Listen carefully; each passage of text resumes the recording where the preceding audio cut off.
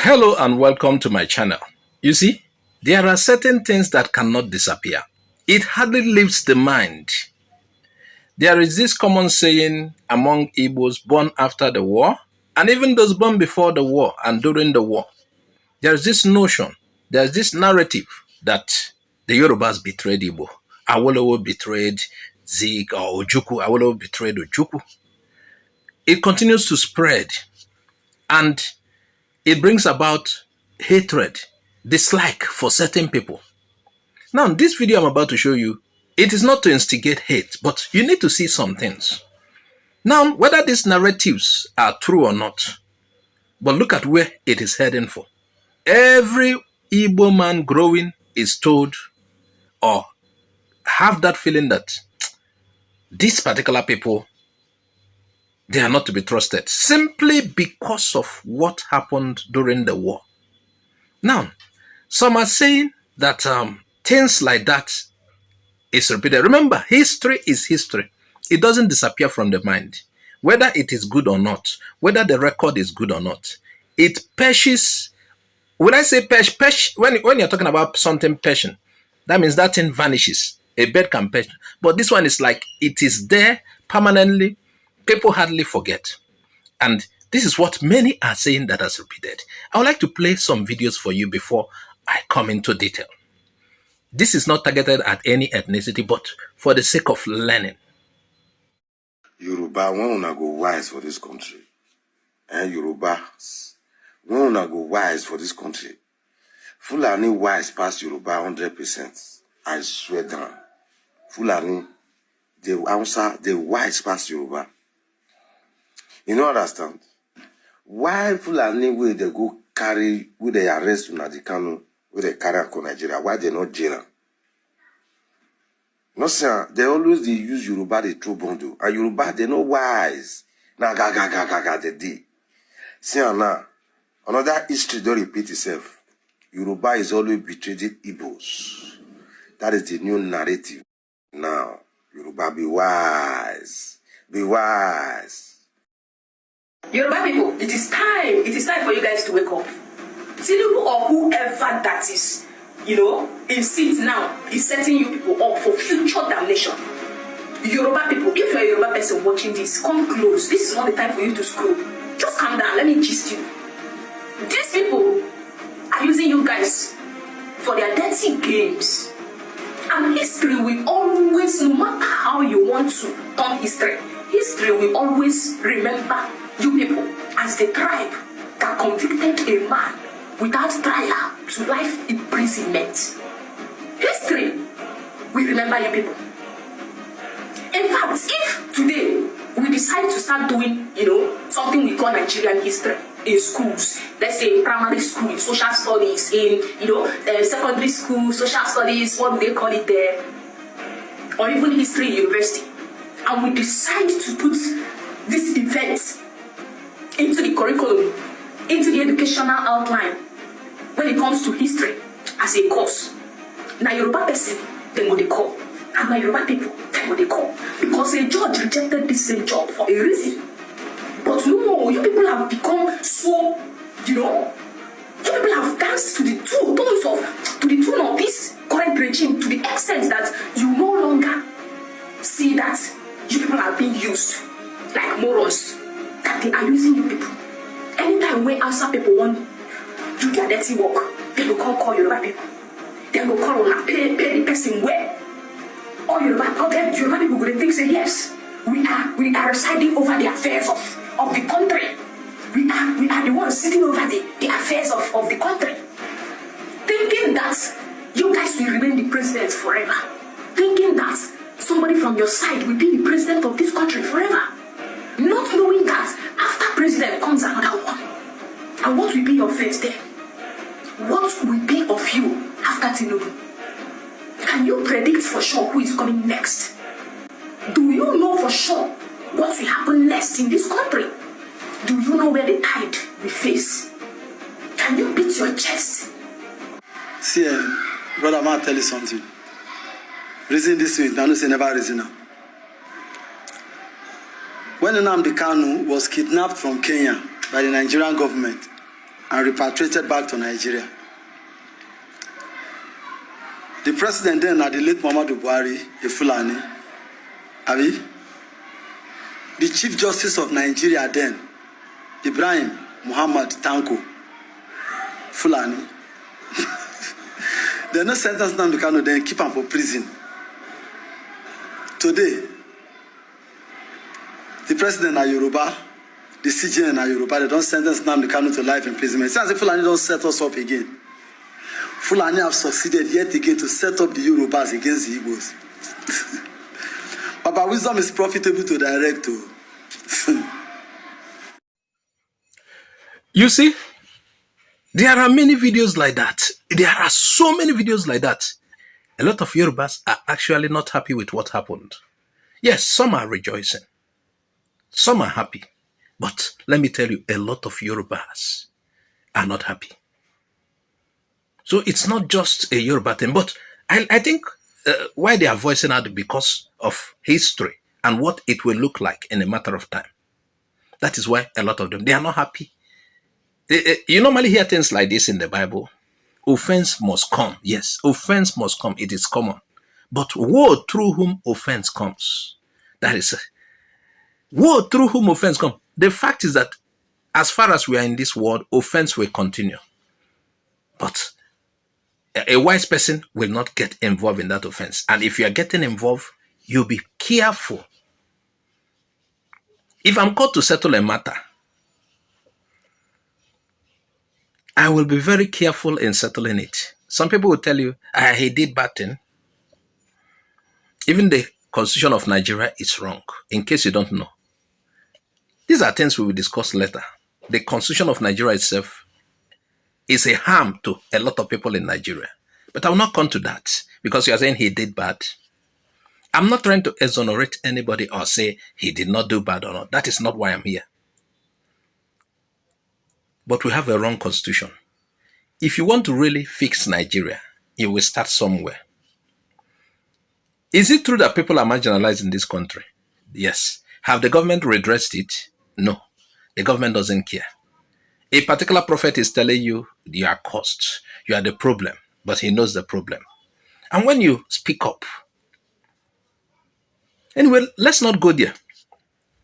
Based on this that has happened, it's like what these 3 videos are saying. Fulani started it. Yoruba ended it. Many Yorubas don't want the story to go that way. They are not happy with the story. Nnamdi Kanu was jailed for life. Look at what they said. The Fulanis were the people who caught him. A Fulani judge was assigned. That time, a Fulani CGN, I think, Chief Justice of Nigeria, and a Fulani Attorney General.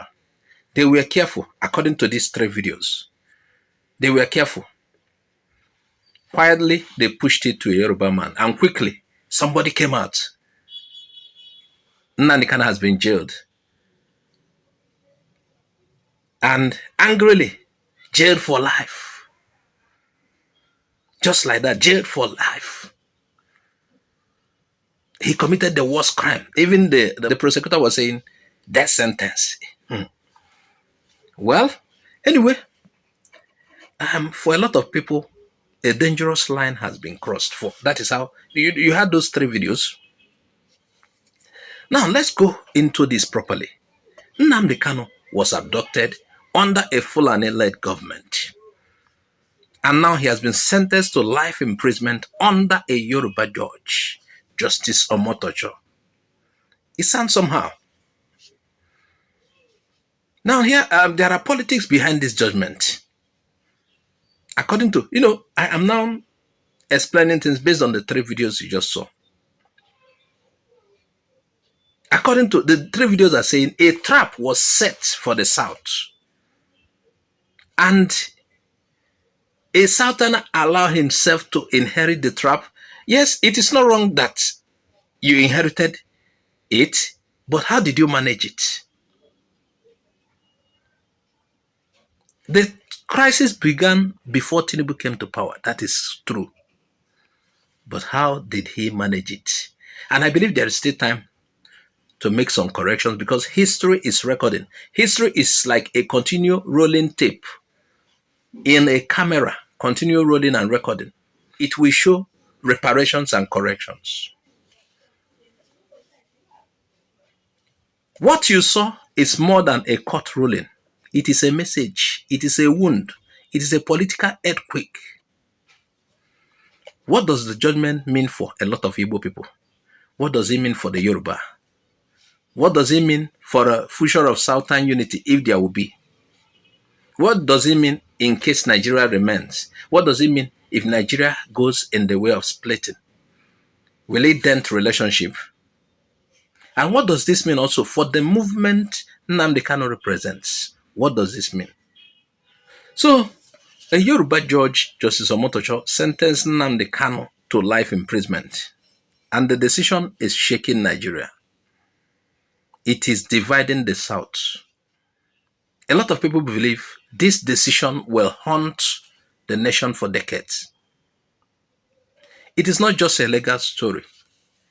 It is political, and it's also emotional, and it's historical. That one is, remember, like I told you earlier, problems of the past, things that happened in the past, whether they are correct or not. Look at the feelings now. Look at how people are reacting to it.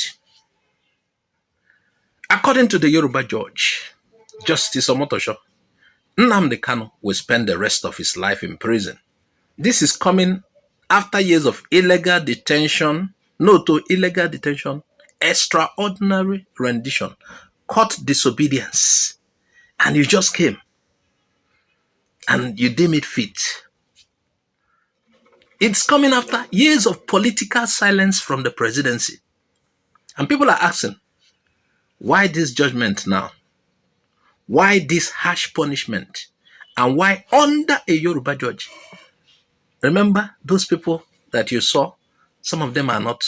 There are a lot of videos. Yes, there are Igbo speakers, there are Yoruba speakers. But I know that a lot of Yorubas are not okay with this. Now, let us be honest. Many Nigerians do not see this ruling as normal criminal judgment. They see it as political execution. Why? Because from the beginning, Nnamdi Kanu's case has not followed the normal path of justice. Why? He was abducted in Kenya. He was forcefully brought back. A Nigerian court discharged him. But the government refused to obey. During Buhari's time, those 3 judges were moved away outside Abuja, where they will not have to interfere with the case again. Because they said, this is a case of extraordinary rendition. It is null and void. They discharged that matter. Now, when a government breaks the rule and still wins in court, people will naturally believe judgment is political. Now, whether Justice Omotosho intended it or not, he has placed the Yoruba people at the center of the Igbo pain. People are now saying a Fulani government captured Nnamdi Kanu, but a Yoruba judge jailed him for life. It's a painful symbolism, I'm telling you. It is an emotional wound. Now, even if the judge acted independently, even if nobody controlled him, there is a street perception. How is this perceived in the street? It is already set. And in Nigeria, perception is more powerful than reality. You understand? Again, let me reel it over so that you know where we are coming from. Let's recall history. Under Buhari, a Fulani government, Nnamdi Kanu was abducted in Kenya. The charges were fired. The courts were disobeyed under Buhari. The conflict escalated. Buhari had the power to finish the case. He didn't. Instead, he passed the problem to the next government. Now, Tinubu's government, a Yoruba leadership, is the one delivering a life sentence, facing the protests, facing the blame, facing the anger. Many people believe it is not a coincidence. They believe this is political calculation to destroy Southern unity. And some people fell for it. Another painful truth is this. The judgment has destroyed what little trust Nigerians had in the judiciary. We are talking about what happened during the election. It is further destroying the image. How can a judge rely on foreign court cases, foreign examples, foreign judgments to jail a Nigerian citizen? Why ignore strong Nigerian precedents? Do you understand what I mean here? He was abducted and brought here, and some people are telling you it is wrong. Return him back. And you are telling some people, it has happened in US went into Mexico, picked some people and judged them in US. You are referring to a foreign case. Are there no antecedents here? Why did he ignore Nigerian antecedents? Why ignore constitutional violations? Why ignore the issues of extraordinary rendition? You know, legal experts worldwide, they are shocked. A judgment built on foreign cases is seen as propaganda, not justice. That is how it is seen. And do you know what? This judgment is not going to end the agitation. Rather, it may increase it. Unwise government, listen carefully. They always believe that punishing or punishment ends a movement. But history shows the opposite. Yes, they said during the end of Biafra, Ojukwu went to exile. Owazurike's imprisonment did not kill Masob. The disobedience of court orders did not silence IPOB. And now, Nnamdi Kanu's life sentence will not end agitation. Instead, it will anger more young people. Some of the times, it's not by gra-gra. You can dialogue. Holding Nnamdi Kanu will not end the agitation, and he knows. It may even strengthen the movement. It may even turn Kanu to a martyr. Whatever happens, you will see somebody coming out to. And it can make Southeast feel even more targeted. What the government has done is pour petrol on fire. That is what the government has done. A big mistake. And let me tell you, as it is now, people will no longer be mentioning Buhari. Because Buhari passed the baton. Somebody took the baton. The new narrative is simple. Tinubu jailed Kanu for life. Well, some are saying it's politics that before the election, we are watching. I believe there is still the power. While Tinubu is in power, there is still power to reverse something that has gone wrong.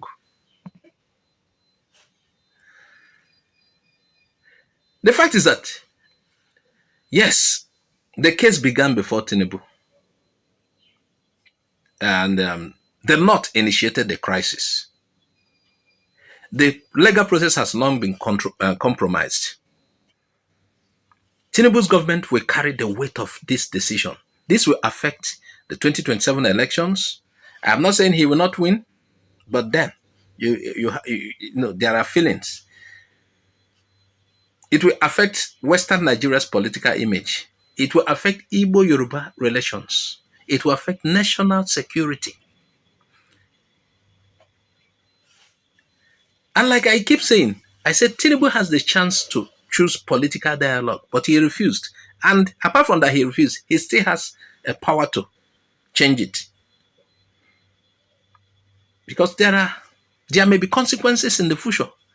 You are out of there, out of power. You might be saying, oh, I would have corrected this. Obama is now saying, do you know what Obama is saying? He said, I wouldn't have invaded Libya. Look at the consequences of invasion of Libya. Today, Obama will be saying, I wouldn't have invaded Libya. And the one who invaded Iraq is not, after having known that Iraq has not been stockpiling the nav gas whatsoever, the chemical weapons, they knew they invaded. They are regretting it because of the consequences.